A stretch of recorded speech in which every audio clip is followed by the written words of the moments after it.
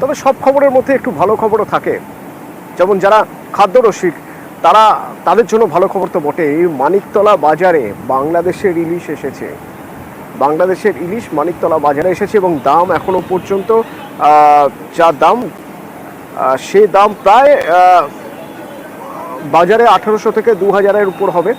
কিন্তু হ্যাঁ, ইলিশ বাংলাদেশের, এবং এই বাংলাদেশের ইলিশ 12ই অক্টোবর পর্যন্ত ধাপে ধাপে আসবে। কতটা আসবে?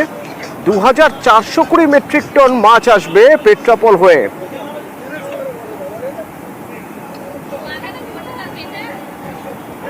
আর মানিকতলায় বা শুধু কেন, শিয়ালদা বাজারেও বাংলাদেশে ইলিশ ঢুকেছে।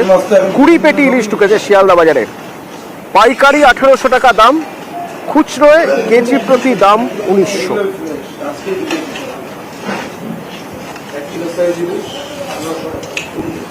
আর ওদিকে গঙ্গাপাড় অর্থাৎ হাওড়াতেও পেট্রাপোলের ইলিশ 40 মেট্রিক টন হাওড়ার বাজারে। পাইকারি বাজারে দাম কেজি প্রতি 1600 টাকা, খুচরো বাজারে কেজি প্রতি 2000-এ বিক্রি করছে ইলিশ।